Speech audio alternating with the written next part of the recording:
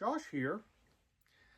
And a while back I made a video about Bower of Bliss and how that was not a $20 card.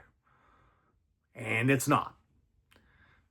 But there are some cards that are sites in Arthurian Legends that have moved into that range. And of course, those sites are the tri-element sites. Now, for those of you that haven't been paying attention over the past few days, a whole lot of the tri-element sites have been bought up.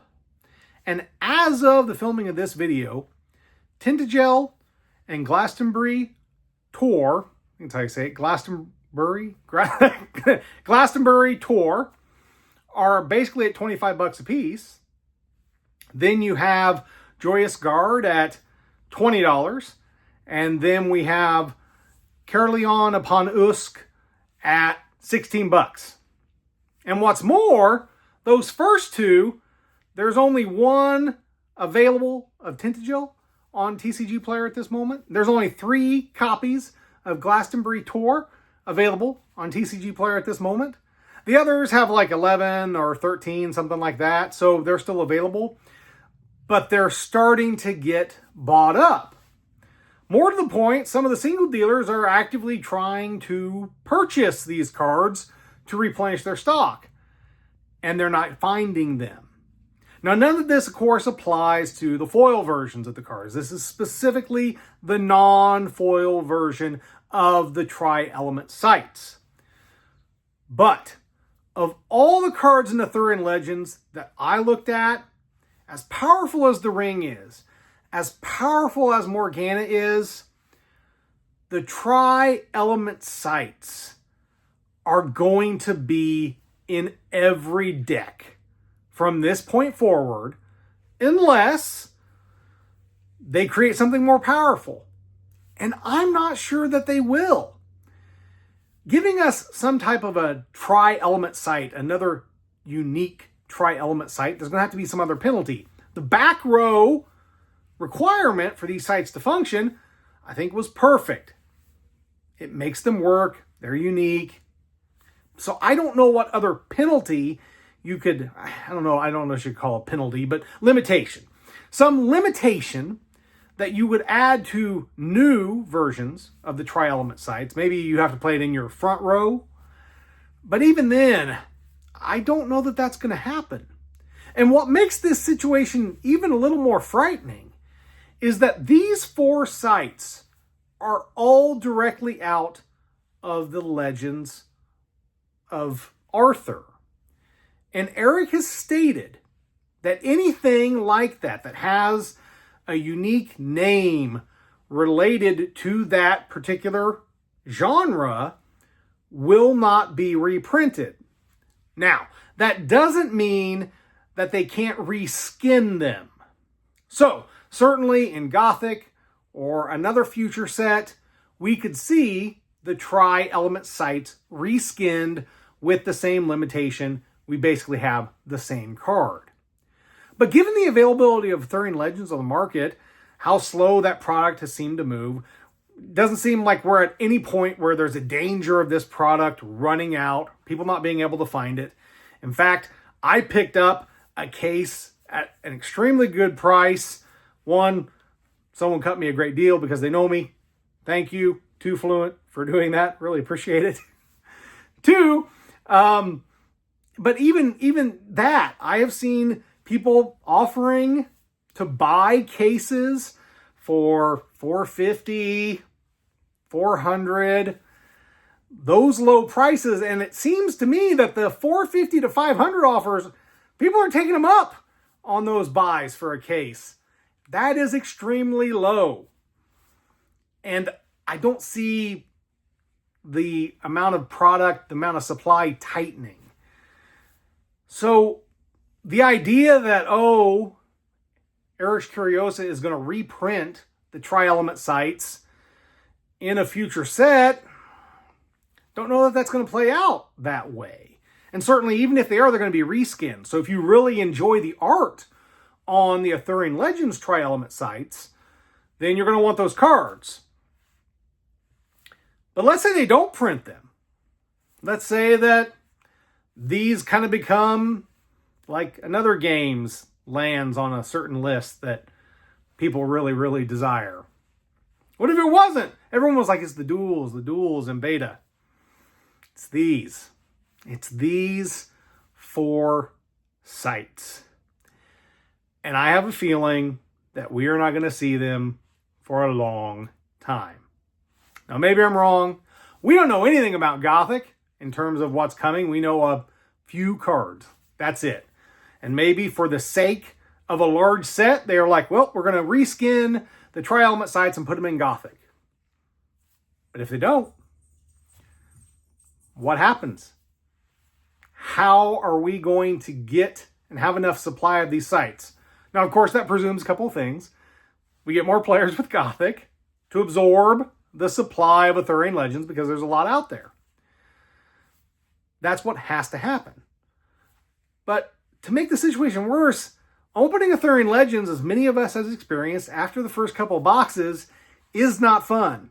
It was clearly designed to be a limited product, and you can tell when you're opening it. So, how are the single dealers going to resupply?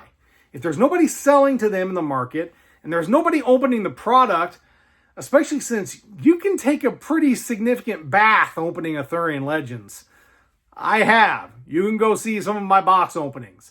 Especially right now where we're at in terms of market prices, I have some boxes that I'm not sure they were worth in terms of EV $30. I really think I have some boxes that were that low, which given that I paid $129 with my subscription from Team Covenant for those, that hurts. But hopefully, like me, you're just putting in disposable income. This is fun time. We're not putting in money that we need for bills. Don't do that. This is a game. Let's not do that. But still, if you are new to Sorcery, if you're just getting in, or if you have held off on picking up those 4 tri-element sites, I think now is the time. Because as we get closer to Gothic, the demand for those cards will hopefully only increase as we see new players coming in because of the hype of Gothic. Now, we don't know when that's going to be. A lot of folks out there are like, it's going to be an October release. Me, the guy who's the ultimate pessimist, I'm still saying January 2026, and I hope to be wrong. But at some point in this year, that's going to happen. We're going to hear more about Gothic. People are going to hear about it. We'll have some marketing, hopefully, that's going to get people excited, drive more players to look at the game. People are going to see it. People are going to be interested. They're going to start playing Gothic. And they're going to want the tri-element sites. So this May, we had a bottom. Those things were like $10. $10, $12, $15, somewhere in there, right? And now we're at 25, 20, and 16. And I can easily see a place where we go to 30, 25, 20. I think that right now, for whatever reason, Caerleon is going to be the low end. It's just that the combination of those 3 just don't seem to drive people or make people play them. But that being said, if you're playing any multi-element deck with 2 elements, you should be running the 2 tri-sites that have those matching elements. There's no reason not to. So I really think that right now, Caerleon's kind of being treated like a stepchild that's not someone that's wanted. That's a terrible analogy. I don't know why I said that. But that's what it is. So that card, if we look at this, and most decks played for, well, maybe not most, but a lot of decks, let's say the majority, I think that's fair. The majority of decks played in Sorcery are at least 2 elements, which means all 4 of these cards should be desired fairly equally, I would think. So it's weird to see this price difference in them, and we may see where they come together and stabilize. Now, maybe not. Maybe 1 or 2 of them stay a little bit lower than the other 2, the top 2, for whatever reason. But no matter what, now may be the time to get these cards. Now, you can take the risk and say, this is manipulation. Someone's buying them out. They'll come down. But I'm telling you, nobody is ripping Arthurian Legends for singles. Well, maybe not nobody, but very few people. All the people that we had that busted a bunch of boxes to sell singles and do all that, a lot of them have left. They've been upset because of all the other things that have happened with the beta reprint, and they have walked away. And so